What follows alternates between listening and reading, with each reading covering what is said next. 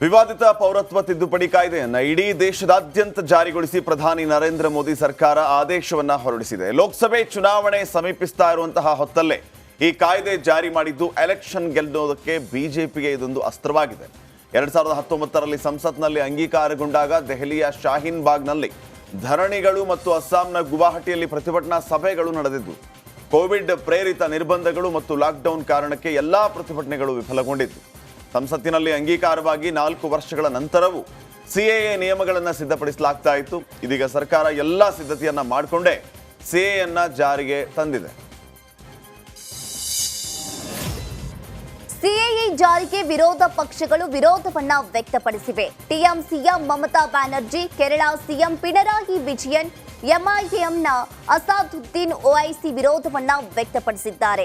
ದೆಹಲಿ, ಉತ್ತರ ಪ್ರದೇಶ ಹಾಗೂ ದೇಶದ ಸೂಕ್ಷ್ಮ ಪ್ರದೇಶಗಳಲ್ಲಿ ಭದ್ರತೆಯನ್ನ ನೀಡಲಾಗಿದೆ.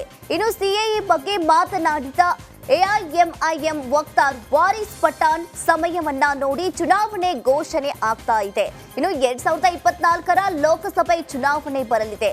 ಈಗ ಸರ್ಕಾರಕ್ಕೆ ಸಿಎಎ ಜಾರಿ ಮಾಡಬೇಕು ಎನಿಸಿದೆ. ಕಳೆದ 5 ವರ್ಷಗಳಿಂದ ಸರ್ಕಾರ ಯಾಕೆ ಸಿಎಎ ಜಾರಿಯನ್ನ ಮಾಡಿಲ್ಲ? ಸರ್ಕಾರ ಮತ ಧ್ರುವೀಕರಣಕ್ಕೆ ಮುಂದಾಗಿದೆ ಎಂದು ಕಿಡಿಕಾರಿದ್ದಾರೆ.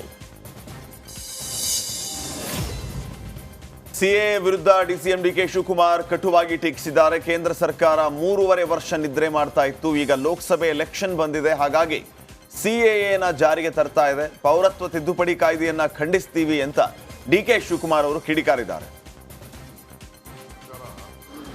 3.5 ವರ್ಷ ಅದನ್ನು ನಿದ್ರೆ ಮಾಡ್ತಾ ಇತ್ತು. ಈಗ ಎಲೆಕ್ಷನ್ ಟೈಮ್ ಬಂದಿದೆ. ನಾಳಿದ್ದು ಎಲೆಕ್ಷನ್ ಅನೌನ್ಸ್ಮೆಂಟ್ ಮಾಡ್ತಾರೆ. ಈಗ ಅಸ್ಸಾಮು, ವೆಸ್ಟ್ ಬೆಂಗಾಲು ಈ ಕಡೆ ಎಲ್ಲ ಜಾತಿ ವಿಚಾರ ಹೋರಾಟ ಎಲ್ಲ ಕೂಡ ನಡೀತು. ಈ ದೇಶದಲ್ಲಿ ಶಾಂತಿ ಕದಲಿಸ್ಬೇಕು ಅಂತೇಳಿ ಈ ರೀತಿ ತೀರ್ಮಾನವನ್ನು ತೆಗೆದುಕೊಂಡಿದೆ. ಕಾಂಗ್ರೆಸ್ ಪಕ್ಷ ಎಲ್ಲ ಧರ್ಮ, ಜಾತಿ, ನಮ್ಮ ಸಂವಿಧಾನ ಎಲ್ಲ ಅದನ್ನು ರಕ್ಷಣೆ ಮಾಡೋಂಥದ್ದು ನಮ್ಮ ಪಕ್ಷದ ಕರ್ತವ್ಯ. ಆ ನಿಟ್ಟಿನಲ್ಲಿ ನಾವು ಖಂಡಿಸ್ತೇವೆ. ಎಲ್ಲ ಸಿಎಎ ಜಾರಿಯನ್ನ ಸ್ವಾಗತವನ್ನ ಮಾಡುತ್ತೇವೆ. ಜಗತ್ತಿನ ಯಾವುದೇ ದೇಶದಲ್ಲಿ ಹಿಂದೂಗಳಿಗೆ ಸುರಕ್ಷತೆ ಇಲ್ಲ. ಹೀಗಾಗಿ ಭಾರತಕ್ಕೆ ಬರುವವರಿಗೆ ಪೌರತ್ವ ಕೊಡಲು ಭಾರತ ಈಗಾಗಲೇ ಮುಂದಾಗಿದೆ ಎಂದು ಬಸನಗೌಡ ಪಾಟೀಲ್ ಯತ್ನಾಳ್ ಹೇಳಿದ್ದಾರೆ. ಇನ್ನು ಸ್ವಾತಂತ್ರ್ಯ ಭಾರತ ಪೂರ್ವದಲ್ಲಿ 16% ಜನ ಹಿಂದೂಗಳು ಪಾಕಿಸ್ತಾನದಲ್ಲಿ ಇದ್ರು. ಇವತ್ತು ಕೇವಲ 2% ಹಿಂದೂಗಳಿದ್ದಾರೆ. ಅದಕ್ಕೆ ಎಲ್ಲರಿಗೂ ಸುರಕ್ಷತೆ ಕೊಡಲು ಒಳ್ಳೆಯ ನಿರ್ಣಯವನ್ನ ಮಾಡಿದ್ದಾರೆ. ಈ ಹಿಂದೆ ಸಹ ಮೋದಿಯವರು ಜಗತ್ತಿನಲ್ಲಿರುವ ಹಿಂದೂಗಳಿಗೆ ಮಾತು ಕೊಟ್ಟಿದ್ರು, ಭಾರತಕ್ಕೆ ಬಂದ್ರೆ ಪೌರತ್ವವನ್ನ ಕೊಡುತ್ತೇವೆ ಎಂದು. ಹೀಗಾಗಿ ಪೌರತ್ವ ತಿದ್ದುಪಡಿ ಕಾಯ್ದೆ ಜಾರಿ ತಂದಿದ್ದಾರೆ ಎಂದು ಸಂತಸವನ್ನ ವ್ಯಕ್ತಪಡಿಸಿದ್ರು. ಭಾರತೀಯ ಜನತಾ ಪಾರ್ಟಿ ನರೇಂದ್ರ ಮೋದಿಯವರು ನಮ್ಮ ಜಗತ್ತಿನಲ್ಲಿರುವಂಥ ಹಿಂದೂಗಳಿಗೊಂದು ಮಾತು ಕೊಟ್ಟಿದ್ರು. ಜಗತ್ತಿನಲ್ಲಿ ಯಾವುದೇ ದೇಶದಲ್ಲಿ ಹಿಂದೂಗಳಿಗೆ ಸುರಕ್ಷತೆ ಇಲ್ಲ ಅಂದರೆ ಅವರು ಭಾರತಕ್ಕೆ ಬರ್ತೀನಂದರೆ ಅವರಿಗೆ ಪೌರತ್ವ ಕೊಡಬೇಕನ್ನುವಂಥದ್ದು ಸಿಎದ ಒಂದು ವಿಚಾರ. ಅದನ್ನು ಇವತ್ತು ನಮ್ಮ ಪ್ರಧಾನಮಂತ್ರಿಗಳು ಇವತ್ತು ಜಾರಿ ಮಾಡಿದ್ದಾರೆ. ಆದರೆ ಜಗತ್ತಿನಲ್ಲಿ ಎಲ್ಲ ಹಿಂದೂಗಳಿಗೆ ಸುರಕ್ಷತೆ ಭಾರತ ಕೊಡ್ತದೆ ಅನ್ನೋ ವಿಶ್ವಾಸ ಭಾರತೀಯ ಜನತಾ. ರಿಪಬ್ಲಿಕ್ ಕನ್ನಡದಲ್ಲಿ ಬಿಜೆಪಿ ಸಭೆಯ ಇನ್ಸೈಡ್ ಡೀಟೇಲ್ಸ್ ಲಭ್ಯವಾಗಿದ್ದು 2-3 ದಿನಗಳಲ್ಲಿ ರಾಜ್ಯದ ಮೊದಲ ಪಟ್ಟಿ ರಿಲೀಸ್ ಆಗಲಿಕ್ಕಿದೆ. 2 ಹಂತಗಳಲ್ಲಿ ರಾಜ್ಯದ ಪಟ್ಟಿ ಬಿಡುಗಡೆ ಮಾಡೋದಕ್ಕೆ ನಿರ್ಧಾರ ಮಾಡಲಾಗಿದೆ. ಮಂಗಳೂರು, ತುಮಕೂರು, ಹಾವೇರಿ, ಚಿಕ್ಕಮಗಳೂರಿಗೆ ಅಭ್ಯರ್ಥಿಗಳು ಫಿಕ್ಸ್ ಆಗಿದ್ದು, ಅಚ್ಚರಿ ಅಭ್ಯರ್ಥಿಗಳಿಗೆ ಕೇಸರಿ ಸೇನೆ ಮಣೆ ಹಾಕುತ್ತಾ ಅನ್ನೋ ಚರ್ಚೆ ಜೋರಾಗಿದೆ. ಮಾನ್ಯ ಪ್ರಧಾನಮಂತ್ರಿಜಿ ಅವರ ನೇತೃತ್ವದಲ್ಲಿ ನಡೆದಿರತಕ್ಕಂಥ ಈ ಸಭೆ ರಾಜ್ಯದ ಎಲ್ಲ 28 ಲೋಕಸಭಾ ಕ್ಷೇತ್ರಗಳ ಬಗ್ಗೆ ಚರ್ಚೆ ಆಗಿದೆ. ಅಭ್ಯರ್ಥಿಗಳ ಬಗ್ಗೆ ಕೂಡ ವಿಸ್ತಾರವಾಗಿ ಎಲ್ಲವೂ ಕೂಡ ಚರ್ಚೆ ಆಗಿದೆ. ಅಂತಿಮವಾಗಿ ಯಾವುದು ಅಂತಿಮ ಆಗ್ತದೆ ಅಂತಕ್ಕಂಥದ್ದು ನಾಳೆ ನಾಡಿದಷ್ಟು ಗೊತ್ತಾಗ್ತದೆ. ಆದರೆ ಎಲ್ಲ ವಿಚಾರದಲ್ಲೂ ಕೂಡ ಚರ್ಚೆ ಆಗಿದೆ. ಎಲ್ಲ ಅಭ್ಯರ್ಥಿಗಳ ಬಗ್ಗೆ ಕೂಡ ಚರ್ಚೆ ಆಗಿದೆ. ಅದು ಯಾವುದೇ ಮಾಹಿತಿ ಇಲ್ಲ. ಆದರೆ ಲೋಕಸಭಾ ಟಿಕೆಟ್ ವಿಚಾರವಾಗಿ ಸಂಸದ ಪ್ರತಾಪ್ ಸಿಂಹ ಫೇಸ್ಬುಕ್ ಲೈವ್ನಲ್ಲಿ ತಮ್ಮ ಮುಂದಿನ ನಡೆಯ ಬಗ್ಗೆ ಸ್ಪಷ್ಟಪಡಿಸಿದ್ರು. 2 ದಿನಗಳಲ್ಲಿ ಟಿಕೆಟ್ ಅನೌನ್ಸ್ ಆಗಬಹುದು. ನನಗೆ ಟಿಕೆಟ್ ಸಿಕ್ಕು ನನ್ನ ಸೇವೆಗೆ ಅವಕಾಶ ಸಿಗುತ್ತೆ. ನಾನು ನಂಬಿರುವ ಎಲ್ಲ ದೇವರುಗಳು ನನ್ನ ಕೈ ಹಿಡಿಯುತ್ತಾರೆ ಅಂತ ಸಂಸದ ಪ್ರತಾಪ್ ಸಿಂಹ ತಿಳಿಸಿದ್ರು.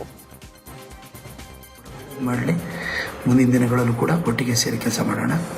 ಕೊಡಗಿನ ಜನಕ್ಕೆ ನಾನು ಮತ್ತೊಂದು ಸರಿ ಹೇಳ್ತೀನಿ, ಮುಂದಿನ 5 ವರ್ಷ ಮೈಸೂರಿಗಿಂತಲೂ ಜಾಸ್ತಿ ನಿಮಗೆ ಒತ್ತು ಕೊಟ್ಟು ಕೆಲಸ ಮಾಡ್ತೀನಿ.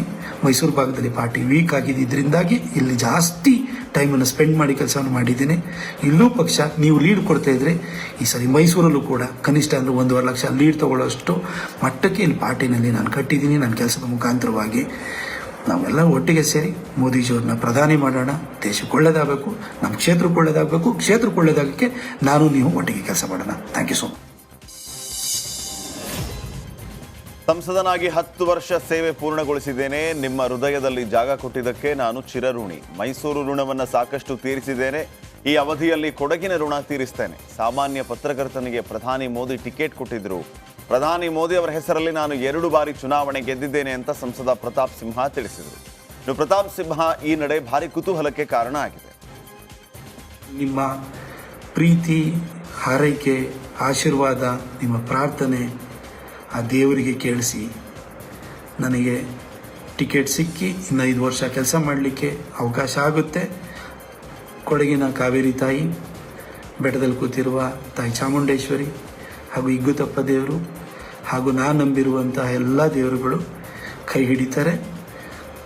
ನಿಮ್ಮ ಪ್ರಾರ್ಥನೆಗಳು ಫಲವನ್ನು ಕೊಡ್ತವೆ ಅಂತ ಹೇಳಿಬಿಟ್ಟು ನಾನು ಭಾವಿಸ್ತಾ,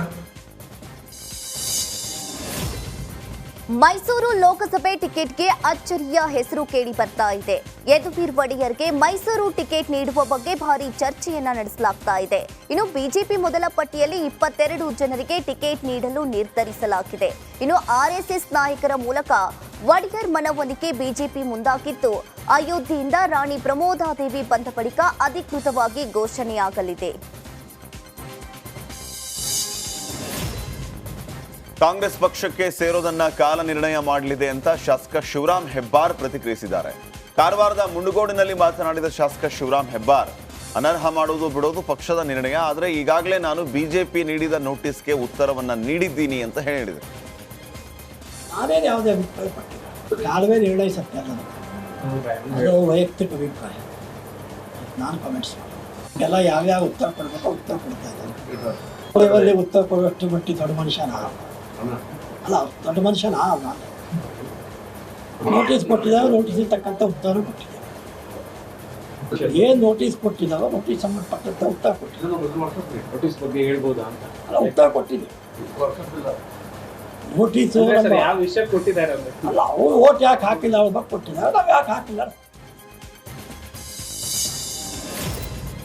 ದೆಹಲಿಯಲ್ಲಿ ಕಾಂಗ್ರೆಸ್ ಎಲೆಕ್ಷನ್ ಕಮಿಟಿ ಮೀಟಿಂಗ್ ನಡೆಸಲಾಗಿದ್ದು, ಎಐಸಿಸಿ ಅಧ್ಯಕ್ಷ ಮಲ್ಲಿಕಾರ್ಜುನ್ ಖರ್ಗೆ ನೇತೃತ್ವದಲ್ಲಿ ಮಹತ್ವದ ಸಭೆಯನ್ನ ನಡೆಸಲಾಯಿತು. ಇನ್ನು ಕರ್ನಾಟಕ ಸೇರಿ ಹಲವು ರಾಜ್ಯಗಳ ಟಿಕೆಟ್ ಹಂಚಿಕೆಯ ಬಗ್ಗೆ ಈ ಸಭೆಯಲ್ಲಿ ಚರ್ಚಿಸಲಾಯಿತು. ಮೊದಲ ಸುತ್ತಿನ ಸಭೆಯಲ್ಲಿ 39 ಕ್ಷೇತ್ರಕ್ಕೆ ಟಿಕೆಟ್ ಅನ್ನ ಘೋಷಿಸಿದ್ದ ಕಾಂಗ್ರೆಸ್ ಈ ಸಭೆಯಲ್ಲಿ ಮಹತ್ವದ ನಿರ್ಧಾರವನ್ನ ಕೈಗೊಂಡಿದೆ.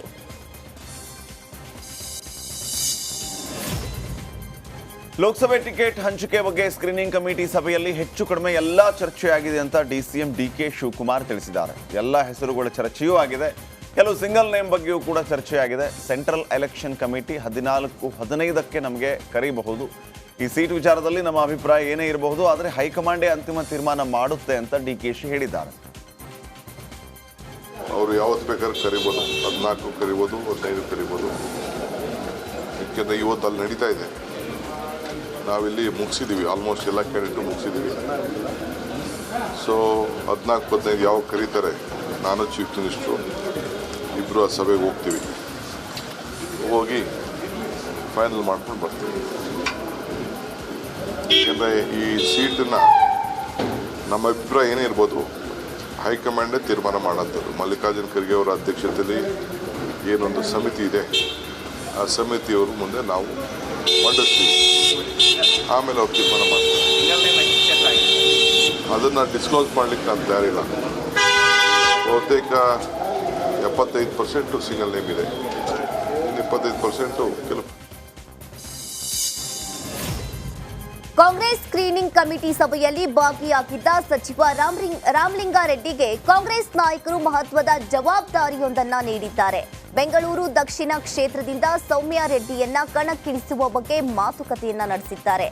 ಆದರೆ ಸ್ಪರ್ಧೆಗೆ ಸೌಮ್ಯ ರೆಡ್ಡಿ ಹಾಗೂ ರಾಮಲಿಂಗಾರೆಡ್ಡಿ ಹಿಂದೇಟು ಹಾಕ್ತಾ ಇದ್ದಾರೆ. ಇಷ್ಟಾದರೂ ಸ್ಪರ್ಧೆ ಅನಿವಾರ್ಯ ಎಂಬ ವಾದ ಕಾಂಗ್ರೆಸ್ ವರಿಷ್ಠರು ಮುಂದಿಟ್ಟಿದ್ದಾರೆ. ಕಾಂಗ್ರೆಸ್ ಸ್ಕ್ರೀನಿಂಗ್ ಕಮಿಟಿ ಸಭೆಯಲ್ಲಿ ಸತೀಶ್ ಜಾರಕಿಹೊಳಿ ಭಾಗಿಯಾಗಿದ್ದು ಚಿಕ್ಕೋಡಿ ಹಾಗೂ ಬೆಳಗಾವಿ ಕ್ಷೇತ್ರಗಳ ಟಿಕೆಟ್ ಬಗ್ಗೆ ಚರ್ಚಿಸಿದ್ದಾರೆ. ಬೆಳಗಾವಿಯಿಂದ ಸತೀಶ್ ಜಾರಕಿಹೊಳಿ ಅಥವಾ ಮೃಣಾಲ್ ಹೆಬ್ಬಾಳ್ಕರ್ ಸ್ಪರ್ಧೆ ಮಾಡಬೇಕು ಅನ್ನೋ ವಾದವಿದ್ದು, ಇತ್ತ ಚಿಕ್ಕೋಡಿ ಲಕ್ಷ್ಮಣರಾವ್ ಚಿಂಗಳಿಗೆ ಟಿಕೆಟ್ ನೀಡಿ ಗೆಲ್ಲಿಸಿಕೊಂಡು ಬರ್ತೀವಿ ಅಂತ ಸಚಿವ ಸತೀಶ್ ಜಾರಕಿಹೊಳಿ ತಿಳಿಸಿದ್ದಾರೆ. ಆದರೆ ಚಿಂಗಳೆ ಬೇಡ, ಪ್ರಿಯಾಂಕಾ ಜಾರಕಿಹೊಳಿ ಅವರನ್ನ ಕಣಕ್ಕಿಳಿಸಿ ಅಂತ ಸಿಎಂ ಡಿಸಿಎಂ ಸುರ್ಜೇವಾಲಾ ಜಾರಕಿಹೊಳಿಗೆ ಸೂಚನೆ ನೀಡಿದ್ದಾರೆ. ಕಾಂಗ್ರೆಸ್ನಲ್ಲಿ ಟಿಕೆಟ್ ಸಂಘರ್ಷ ಜೋರಾಗಿದ್ದು, ಟಿಕೆಟ್ಗಾಗಿ ಹಾಸ್ಯ ನಟ ಸಾಧು ಕೋಕಿಲ್ ಲಾಬಿ ನಡೆಸಿದ್ದಾರೆ. ನಾನು ಬೆಂಗಳೂರು ಕೇಂದ್ರದ ಟಿಕೆಟ್ ಆಕಾಂಕ್ಷಿ ಅಂತ ಟಿಕೆಟ್ ಬೇಡಿಕೆಯನ್ನಿಟ್ಟಿದ್ದಾರೆ. ಇನ್ನು ಕ್ರಿಶ್ಚಿಯನ್ ಸಮುದಾಯದಲ್ಲಿ ಟಿಕೆಟ್ ಅನ್ನ ಕೇಳ್ತಾ ಇದ್ದಾರೆ. ಆದ್ರೆ ನಾನು ಕಲಾವಿದ, ಎಲ್ಲ ಸಮುದಾಯಕ್ಕೆ ಸೇರಿದವನು. ನನಗೆ ಟಿಕೆಟ್ ಅನ್ನ ಕೊಟ್ರೆ ಖಂಡಿತವಾಗಿ ಕಾಂಗ್ರೆಸ್ ಗೆಲ್ಲುತ್ತೆ ಅಂತ ಹಾಸ್ಯ ನಟ ಸಾಧು ಕೋಕಿಲ್ ಗೆಲುವಿನ ವಿಶ್ವಾಸವನ್ನ ವ್ಯಕ್ತಪಡಿಸಿದ್ರು. ಇದು ಒಂದೊಂದೇ ಮೆಟ್ಲು ಹತ್ಕೊಂಡು ಹೋಗ್ಬೇಕು ಅನ್ನೋದು ದೊಡ್ಡವರು ಸಿದ್ದರಾಮಯ್ಯ ಸಾಹೇಬರು ಹಾಗೆ DCM ಸಾಹೇಬರು ಶಿವಕುಮಾರ್ ಹೇಳಿದರು. ಒಂದೊಂದೇ ಇರಲಿ, ಯಾಕೆಂದರೆ ಸೀನಿಯರ್ಸ್ ಇರ್ತಾರೆ, ಡಿಮ್ಯಾಂಡ್ಸ್ ಇರುತ್ತೆ, ಅದೆಲ್ಲ ಮುಗಿಲಿ, ನಾವೇನು ಮಾಡ್ತೀವಿ ಅದನ್ನು ನೀನು ತಗೋ ಅಂತ ಹೇಳಿದ್ದಾರೆ. ಬಟ್ ನನಗೆ ಸಂತೋಷ ಇದೆ. ಅವ್ರು ಏನು ಕೊಟ್ಟರು ಒಂದು ಕೆಲಸ ಅಂತ ಕೊಟ್ಟಿದ್ದಾರೆ. ನಾನು ಆ್ಯಕ್ಚುಲಿ ಕಾಂಗ್ರೆಸ್ ಪಕ್ಷದಲ್ಲಿ ಹೊರಗಡೆಯಿಂದನೇ ಕೆಲಸ ಮಾಡ್ತಿದ್ದೆ ಹೊರತು ಹೊರಗಡೆ ಬಂದಿರಲಿಲ್ಲ. ಈಗ ನನ್ನ ಒಳಗಡೆ ಸೇರಿಸ್ಕೊಂಡಿದ್ದಾರೆ. ಇಲ್ಲ, ನನ್ನ ಸೆಂಟ್ರಲ್ಗೆ ಅಂದರೆ ಕ್ರಿಶ್ಚಿಯನ್ ಸಮುದಾಯದಿಂದ ನಿಲ್ಲಿಸಬೇಕು ಅಂತ ಅವರ ಅಪೇಕ್ಷೆ ಇದೆ. ಕ್ರಿಶ್ಚಿಯನ್ ಸಮುದಾಯದ ಎಲ್ಲರ ಅಪೇಕ್ಷೆ ಇದೆ. ಇದು ಕಾಂಗ್ರೆಸ್ ಪಕ್ಷಕ್ಕೆ ಮಾಜಿ ಸಂಸದ ಜಯಪ್ರಕಾಶ್ ಹೆಗಡೆ ಅವರು ಸೇರ್ಪಡೆ ಆಗಲಿದ್ದಾರೆ. ಉಡುಪಿ ಚಿಕ್ಕಮಗಳೂರು ಲೋಕಸಭಾ ಕ್ಷೇತ್ರದ ಕಾಂಗ್ರೆಸ್ ಅಭ್ಯರ್ಥಿ ಆಗಲಿರುವ ಕಾರಣದಿಂದ ಇವತ್ತು ಸಂಜೆ 4 ಗಂಟೆಗೆ ಕಾಂಗ್ರೆಸ್ಗೆ ಸೇರ್ಪಡೆ ಆಗಲಿದ್ದಾರೆ ಜಯಪ್ರಕಾಶ್ ಹೆಗಡೆ. ಕೆಲ ದಿನಗಳಲ್ಲೇ ಕಾಂಗ್ರೆಸ್ನ 2ನೇ ಪಟ್ಟಿ ಘೋಷಣೆ ಆಗಲಿದೆ. ಹೀಗಾಗಿ ಅದಕ್ಕೂ ಮೊದಲು ಕಾಂಗ್ರೆಸ್ನತ್ತ ಹೆಜ್ಜೆಯನ್ನ ಇಡ್ತಿದ್ದಾರೆ.